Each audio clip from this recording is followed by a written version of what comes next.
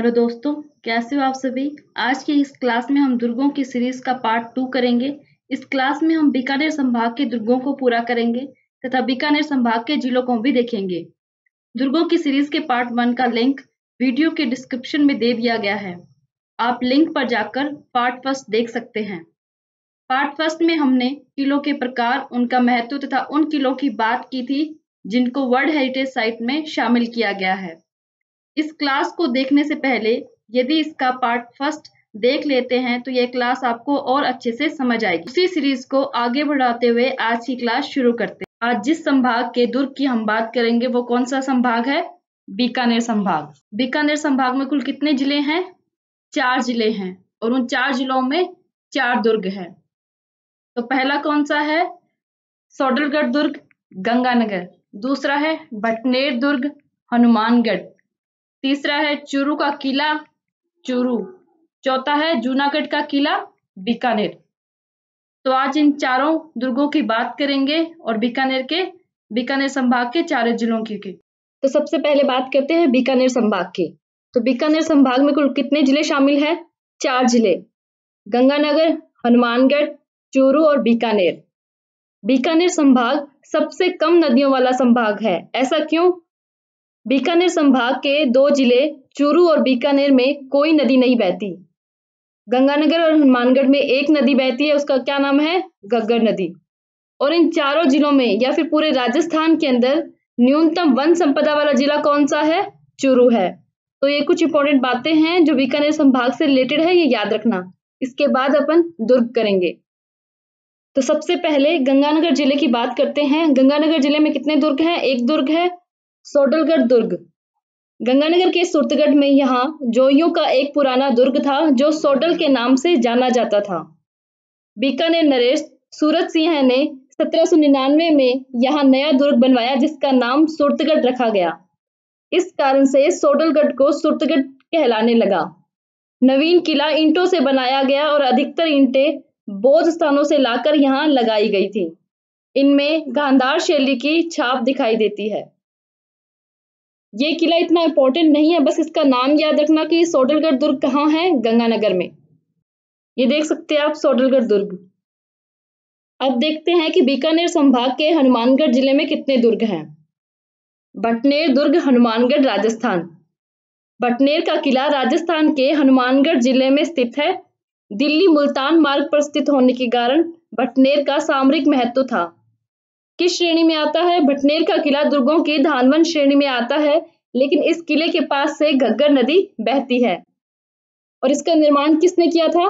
भटनेर के किले का निर्माण राजा भूपत भाटी ने 295 ईस्वी में करवाया था और भटनेर के किले का वास्तुकार ककेया था। तो ये कुछ इंपॉर्टेंट बातें थी जो भटनेर दुर्ग से संबंधित थी। तो पहली, भटनेर दुर्ग कहाँ है? हनुमानगढ़ में है।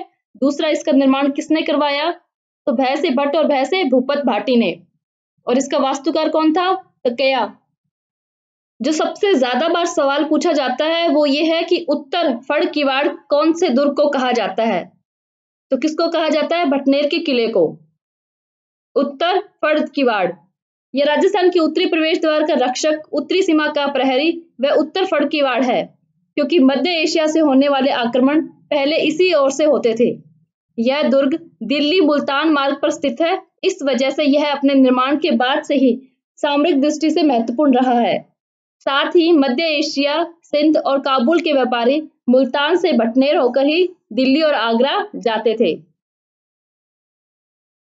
इसका नाम हनुमानगढ़ क्यों रखा गया?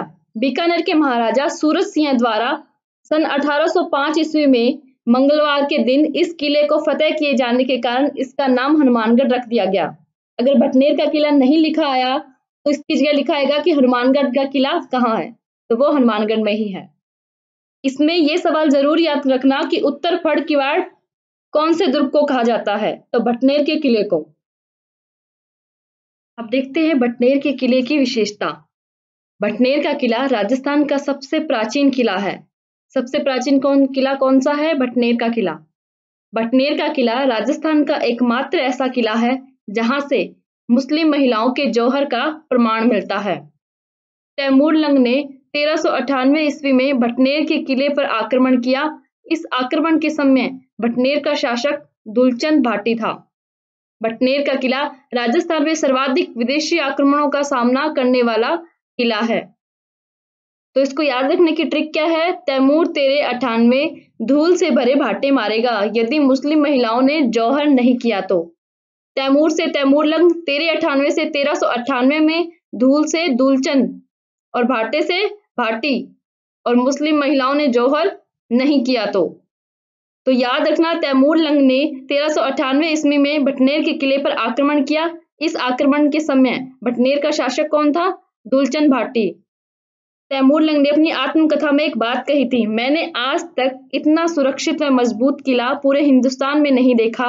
यह कथन तैमूरलंग ने अपनी पुस्तक आत्मकथा तुजुक ए तैमूरी में भटनेर के किले के लिए कहा था। तो कौन कौन सी बातें याद रखनी है कि भटनेर का किला राजस्थान का सबसे प्राचीन किला है। ऐसा कौन सा किला है जहां से मुस्लिम महिलाओं के जौहर का प्रमाण मिलता है? तो वो कौन सा है? भटनेर का किला।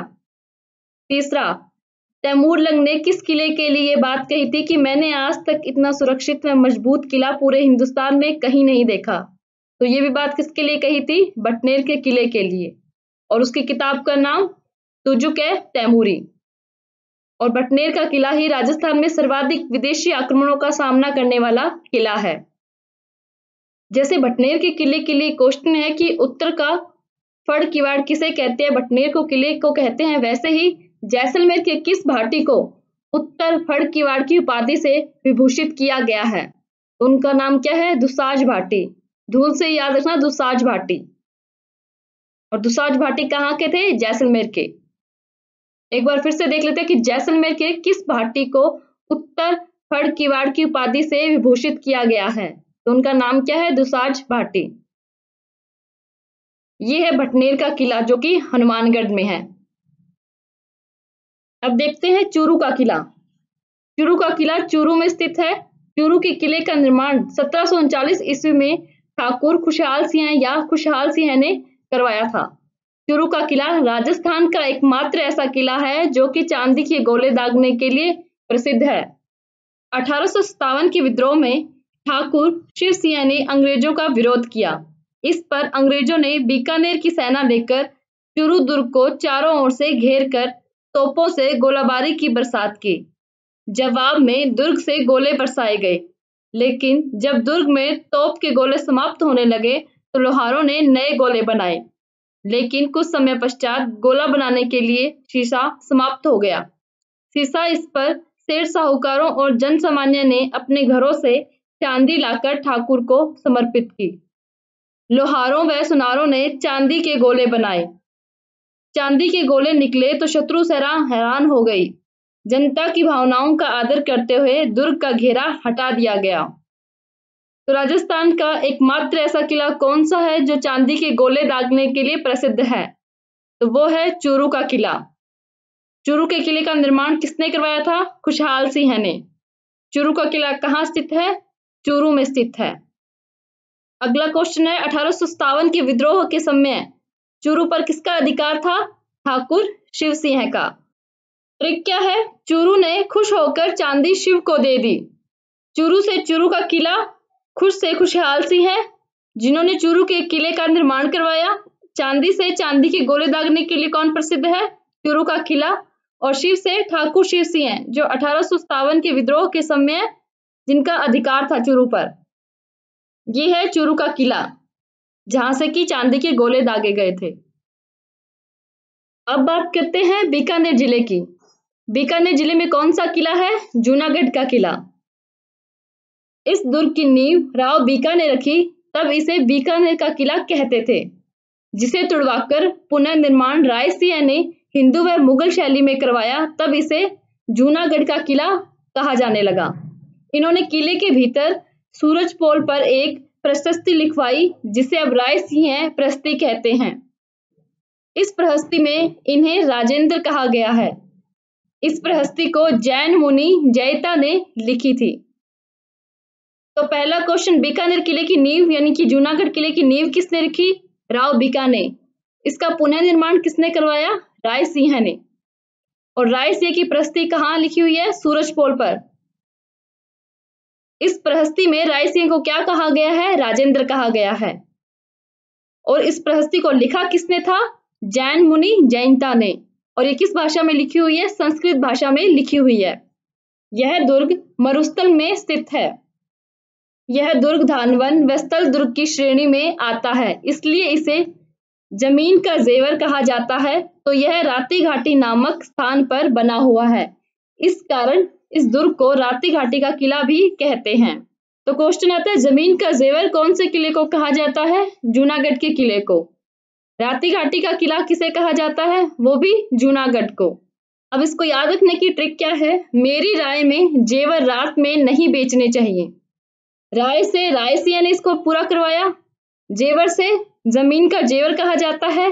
रात से राती घाटी का किला कहा जाता है। तो ये इसके 2-3 उपनाम हैं जो कि याद रखने हैं।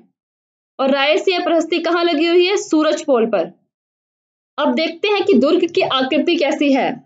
दुर्ग की आकृति चतुर्भुजाकार है एवं इसका निर्माण लाल पत्थर से हुआ है। जूनागढ़ दुर्ग रेगिस्तान में बने सभी दुर्गों में सर्वश्रेष्ठ है। इस किले में बने महलों के बारे में कहा जाता है कि दीवारों के कान होते हैं, परंतु जूनागढ़ की दीवारें बोलती हैं। इस दुर्ग में बने कर्ण महल का निर्माण महाराजा अनूप सिंह ने महाराजा करण सिंह की याद में करवाया। इस किले में बने अनूप महल में सोने की कलम से कृष्ण रासलीला पर कार्य किया गया है। राजस्थान में पहली बार इस दुर्ग में लिफ्ट लगाई गई थी। तो रायसिया ने इस दुर्ग के सूरजपोल में हाथियों पर सवार जयमल व पत्ता की मूर्तियां लगवाई। ये पत्ता भी लिखा हुआ था और फत्ता भी लिखा हुआ था। इस किले में 33 करोड़ देवी देवताओं का मंदिर दर्शनीय है। इस किले में 33 करोड़ देवी देवताओं का मंदिर दर्शनीय है। सूरसिंह ने इसमें सूरसागर झील बनवाई, जिसका वसुंधरा राजे ने इस दुर्ग में एक भी साका नहीं हुआ है। जूनागढ़ किले के कर्ण महल, सार्वजनिक दर्शक हॉल, अनूप महल, प्रशासनिक संग्रहालय, गंगा महल गंगा सिंह द्वारा निर्मित प्रथम विश्व युद्ध के विमानों का एक मुख्यालय, बादल महल दीवारों पर भगवान कृष्ण और राधा के भित्ति चित्रों का चित्रण प्रसिद्ध है। जूनागढ़ के कर्णपोल प्रवेश द्वार को ऐतिहासिक समय का मुख्य द्वार माना जाता था। तो मेन बातें याद रखना कि नौकायन का उद्घाटन सूरसागर झील में किसने किया था? तो वसुंधरा राजे ने किया था। और जूनागढ़ के कर्णपोल प्रवेश द्वार को ऐतिहासिक समय का मुख्य द्वार माना जाता है। और इस दुर्ग में एक भी साका नहीं हुआ है। अब बात करते हैं इस दुर्ग के दरवाजों की। प्रवेश के लिए 2 दरवाजे हैं, जहां से एंट्री होती है वहां 2 दरवाजे हैं। एक तो है कर्णपोल तथा दूसरा है चांदपोल, जिन पर सिंह की मूर्तियां हैं। अभी हमने देखा था कि मुख्य दरवाजा कौन सा है? कर्णपोल। तो प्रवेश के लिए 2 दरवाजे हैं, कर्णपोल तथा चांदपोल, जिन पर सिंह की मूर्तियां हैं। किले में 5 आंतरिक दरवाजे भी हैं, जिनके नाम दौलतपोल, फतेहपोल, रतनपोल, सूरजपोल और ध्रुवपोल है। इनमें सबसे ज्यादा इंपॉर्टेंट कौन सा है? सूरजपोल। बच्चों को कंफ्यूजन हो जाता है कि सूरजपोल ही जूनागढ़ का मुख्य दरवाजा है, जबकि मुख्य दरवाजा कौन सा है? कर्णपोल है। सूरजपोल इसलिए प्रसिद्ध है क्योंकि कई चीजें सूरजपोल पर हैं, जिसकी हम आगे बात करेंगे। सूरजपोल पर इस किले के संस्थापक राजा राय सिंह की प्रस्ती उत्कीर्त है। सूरजपोल के दोनों तरफ जयमल और फत्ता की हाथी पर बैठे की मूर्तियां लगी हुई हैं। इस कारण सूरजपोल इंपॉर्टेंट हो जाता है।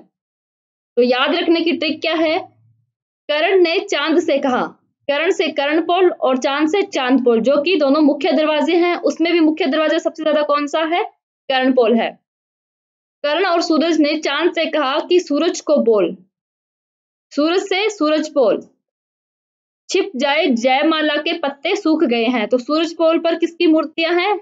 जयमल और फत्ता की मूर्तियां हैं। कर्णपोल सिर्फ नाम का मुख्य दरवाजा है, जबकि सबसे ज्यादा चीजें कहाँ हैं? सूरजपोल पर। पहली कौन सी है? सूरजपोल पर ही राजा राय सिंह की प्रहस्ती उत्कीर्त है। दूसरी, सूरजपोल के दोनों तरफ जयमल और फत्ता की हाथी पर बैठे की मूर्तियां लगी हुई हैं। इस कारण सूरजपोल इंपॉर्टेंट हो जाता है, जबकि सूरजपोल जूनागढ़ के किले का मुख्य दरवाजा नहीं है। जूनागढ़ किले का मुख्य दरवाजा कौन सा है? कर्णपोल और चांदपोल है, उसमें भी मुख्य कौन सा है? कर्णपोल है। पंडित दीनानाथ शर्मा ने इस फोर्ट के बारे में कहा था, दीवारों के कान होते हैं ऐसा मैंने सुना था, लेकिन यहाँ की दीवारें बोलती हैं। यह राजस्थान का प्रथम दुर्ग है जिसमें लिफ्ट लगवाई गई थी। यह दुर्ग हिंदू और मुस्लिम शैली में निर्मित है। तो जूनागढ़ से इंपॉर्टेंट बातें कौन कौन सी है? पहली बात तो यह है कि जूनागढ़ ही ऐसा दुर्ग है जिसमें सबसे पहले लिफ्ट लगवाई गई थी। और सूरसागर झील में नौकायान का उद्घाटन किसने किया? वसुंधरा राजे ने किया। इसकी नींव किसने रखी थी? राव बीका ने रखी थी। और इसका निर्माण किसने करवाया था? राजा राय सिंह ने इसका निर्माण करवाया था। इसमें 5 दरवाजे हैं और 2 मुख्य दरवाजे हैं और इसमें एक भी साका नहीं हुआ है। जमीन का जेवर और राती घाटी का किला। और 5 आंतरिक दरवाजों में सबसे इंपॉर्टेंट कौन सा दरवाजा है? सूरजपोल। इसी सूरजपोल पर राजा राय सिंह की प्रहस्ती उत्कीर्त है और इसी पोल पर जैमल और फत्ता की हाथी पर बैठे की मूर्तियां लगी हुई हैं। राजस्थान का प्रथम दुर्ग है जिसमें सबसे पहले लिफ्ट लगवाई गई थी और इसे जमीन का जेवर और राती घाटी का किला भी कहते हैं। और ये है जूनागढ़ का किला जिसका प्रवेश द्वार दिखाई दे रहा है कर्णपोल। आज की क्लास यहीं पर पूरी होती है। इसी के पार्ट फर्स्ट का लिंक डिस्क्रिप्शन में दे दिया गया है और आज हमने पार्ट सेकंड देखा है। प्लीज रिक्वेस्ट है, यदि आपको क्लास पसंद आए तो इसे लाइक करें, चैनल को सब्सक्राइब करें और अपने दोस्तों में शेयर करें। यदि किसी को कोई डाउट हो तो प्लीज कमेंट बॉक्स में कमेंट करें और मुझे बताएं। Thank you.